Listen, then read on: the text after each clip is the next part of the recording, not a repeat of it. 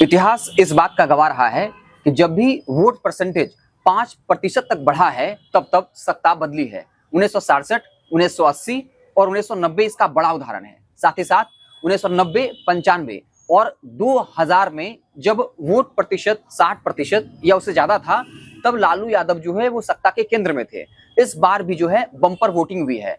द्वितीय चरण में 67.14% जो है वो मतदान हुआ है और इतिहास में बिहार के इतिहास में सबसे ज्यादा वोटिंग हुई है।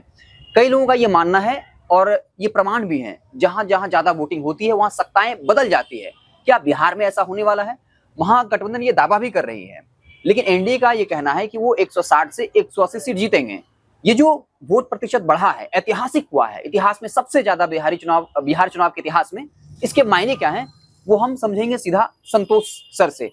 सर, जिस तरह से बम्पर वोटिंग हुई 67.14% चुनाव हुआ है। 5 बजे तक। हाँ, मतलब वो 70 प्लस कही 70 प्लस लगभग। हाँ। मतलब लिटरली में इससे क्या मायने हैं? अलग अलग दावा किया जा रहा है, कहा जा रहा है कि प्रमाण है भाई कि सत्ताएं बदल जाती हैं इतना बम्पर वोटिंग हो तो।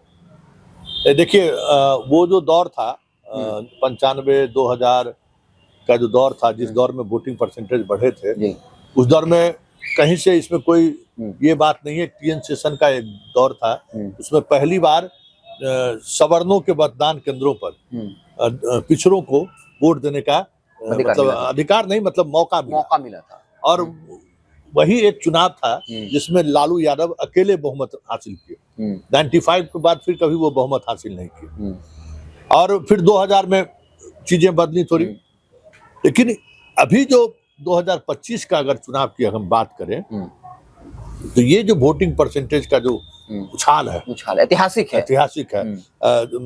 तेजस्वी ने बहुत जबरदस्त ट्वीट किया है कि अरे एकदम बिहार वासियों को बल्ले बल्ले, बिहार वासी मतलब कि इस मैंडेट से हम खुश हैं, बदलाव की बात हो रही।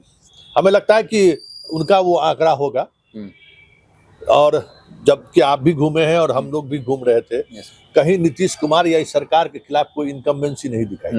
जो 2020 में इनकम्बेंसी नीतीश कुमार को लेकर था वो दिखाई नहीं, इस बार कहीं दिखाई नहीं दिया। आप भी घूमे हैं, साथ हम लोग घूमे हैं। महिलाएं तो कह रही थी। हाँ, महिलाएं पुरुष भी, कोई यादव छोड़ के कोई नीतीश कुमार को उस तरीके से बात करते हुए गुस्सा कहीं नहीं दिखा। इसलिए ये तो तय है कि ये जो मैंडेट या ये जो वोट बढ़ोतरी है ये इसके लिए नहीं है। अब आखिर वोट बढ़ोतरी हुआ कैसे?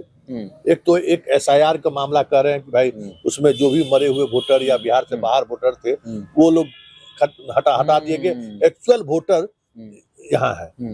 लेकिन ये एक पक्ष है जो सबसे महत्वपूर्ण पक्ष है कि अल्पसंख्यकों को लगा कि अगर इस बार हम वोट नहीं देंगे ना तो मेरा नाम हमको बांग्लादेश सब भेज देगा। जो जहां था जैसे भी, आज भी सुबह सुबह तक सब लोग अपने घर पर पहुंचे। बहुत कम ही अल्पसंख्यक समुदाय के वोटर होंगे जो बिहार से बाहर होंगे। सर, एक सवाल कर लेते हैं। आपने कहा कि अल्पसंख्यकों ने जमकर मतदान किया, तो आपको क्या लगता है कि जो अल्पसंख्यकों ने जो मतदान किया वो एनडीए के पक्ष में ज्यादा जाएगा या फिर महागठबंधन या फिर वो जो है वो ओवैसी की पार्टी को जाएगा? ये भी एक बड़ा इसमें नहीं, वही उसी पर हम बात कर रहे हैं।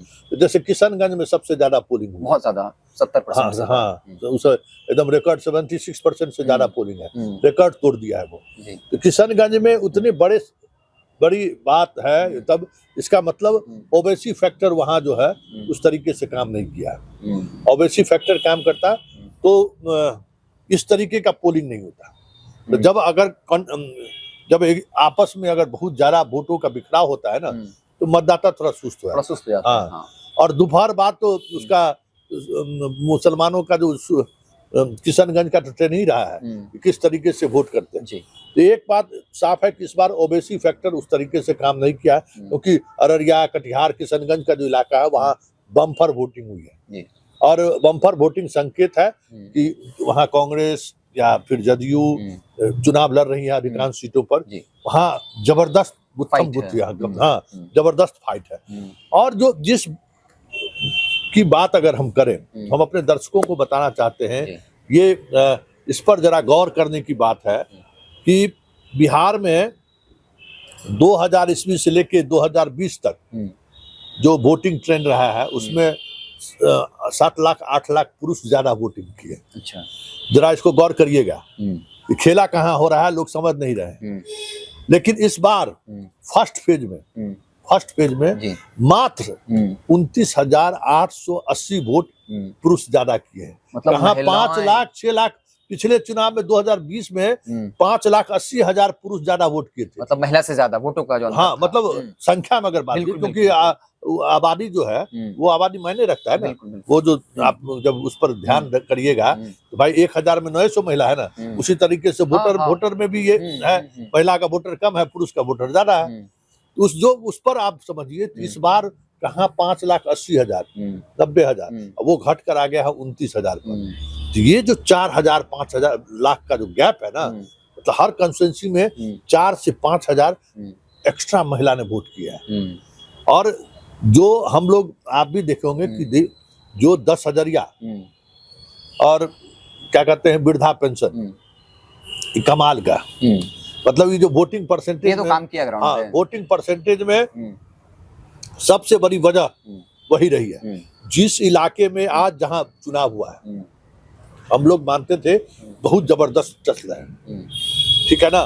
और सच्चाई यही है कि जब हम लोग मुस्लिम महिला से भी बात किए तो अगर 100 महिला की बात करें उसमें 20 महिला नीतीश कुमार को वोट करते हुए देखिए। 100 यादव महिला में 5 से 10 यादव महिला जो बहुत गरीब महिला है वो भी नीतीश कुमार को वोट करते हो, बाकी जात को तो छोड़ दीजिए। सर कई खबरें भी आई कि जो पति थी वो पत्नी को मतलब पीटते हुए दिखे। हाँ, कि हम समझा रहे वो मान नहीं रही है। तो वही वो महिला और बात युवा की अगर करें, जो युवा की बात हो रही, जिनकी जैन जी क्या कर रहा है, काफी जैन जी वोटर से आज हमारी बात हुई है, तो उसी पैटर्न पर, माँ के पैटर्न के साथ है।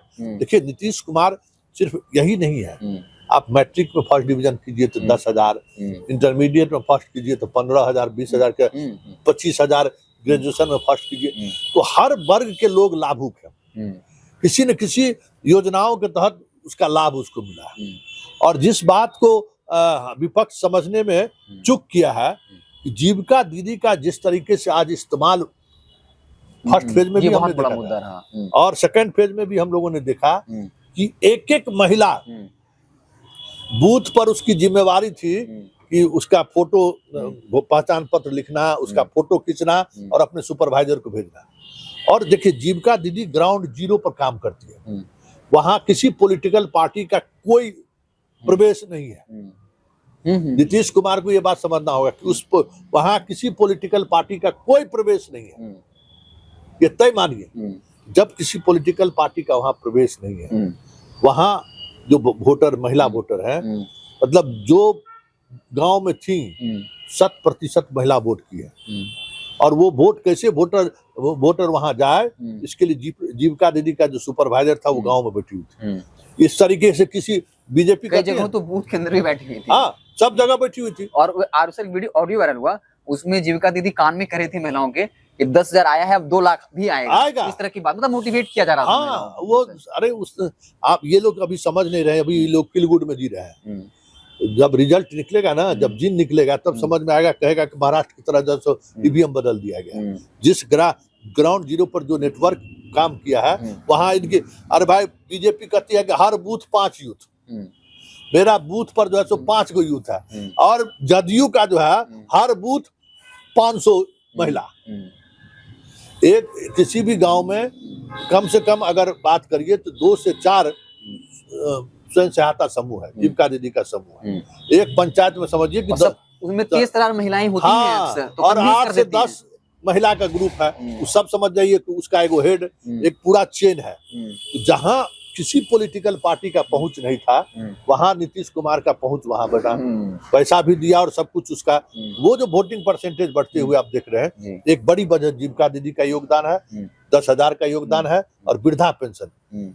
जिस महिला को आज हमारे साथ मयंक भी था, जिस महिला को 400 रुपया मिलता था, आज उसको 1100 रुपया मिल रहा है। ये काम कर रहा है। और हम दर्शकों को बता दें कि कल भी वृद्धा पेंशन आ गया, अपडेट वृद्धा पेंशन आ गया लोगों को, उस पर लोगों को ध्यान नहीं है। जो लोग बचे हुए थे 10,000, 25 लाख महिलाओं को, जहां सेकंड फेज का चुनाव था, जरा पता कर लीजिए कि कब कहा आया। 7 तारीख को सबको पैसा आया है।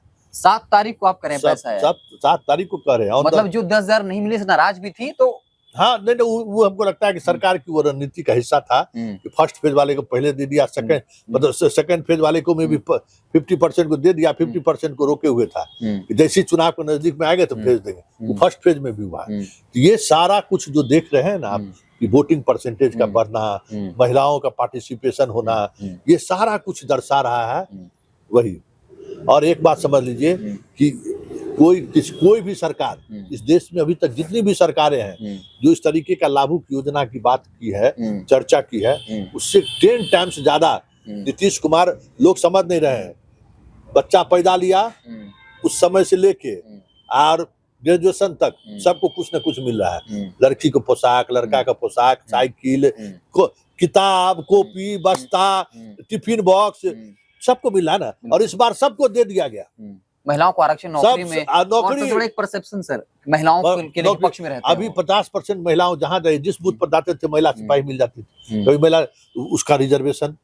उसके बाद क्या कहते हैं ये जो है आपको स्टूडेंट को जितना था सब छोटका सबको पहला दूसरा पर सबको छात्रवृत्ति समय पर मिल गया। तो ये जो वोट है ना वो नीतीश के विदाई का वोट है। ये समझ लीजिए महिलाएं वोट की हो विदाई का सर क्या मतलब हुआ? मतलब अब नीतीश को अच्छा सम्मानपूर्वक विदाई, लास्ट है, सहानुभूति भी, सहानुभूति भी देखने को मिला।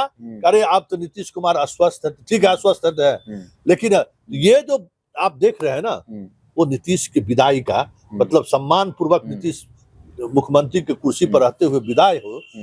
बिहार की जनता या महिलाओं का, एक बात याद दिला देते हैं, आप जब ग्राउंड रिपोर्ट कर रहे थे सर, एक महिला से सवाल पूछा गया कि अस्वस्थ है, तो बोली कि अस्वस्थ तो ठीक है। याद है तुम साथ ही थे ना? मैं साथ में था। बताइए कि अभी राजनीति में हट जाएंगे तो ठीक है, जब तक रहेंगे तब तक वोट देंगे। तो ये समझ लीजिए, दर्शकों को हम कहना चाहेंगे कि ये नीतीश की विदाई का भव्य मतलब सम्मान महिला वोटरों के द्वारा या जो भी वोटर गरीब वोटर है वो नीतीश को इस बार जो आप देख रहे हैं ना, ये चुनाव आयोग बाकी जो कुछ भी आप देख रहे हैं उसका वो रिफ्लेक्शन नहीं है। ऐसा नहीं है कि चुनाव आयोग बहुत बेहतर प्रबंधन कर, वो बिहार की जनता का नीतीश के प्रति सम्मान है। और ये मान के चलिए ये जो मैंडेट है, ये जो वोटर जो वोट देने के लिए निकले हैं, होता है ना किसी का विदाई समारोह हो तो समझिए सम्मानपूर्वक विदाई के लिए नीतीश के लिए लोग निकले हैं। बीजेपी वाले में उस तरीके का उत्साह नहीं दिखा। जब हम लोग घूम रहे थे बीजेपी वाले में वो उत्साह नहीं दिखा, लेकिन तीर छाप के साथ जो उत्साह दिखा है, सच कहिए तो ये चुनाव 2025 का चुनाव डेमोक्रेसी के लिए, बिहार के डेमोक्रेसी के लिए बहुत ही यादगार हो। सर एक लास्ट सवाल इसमें हो जाएगा, याद आ गया।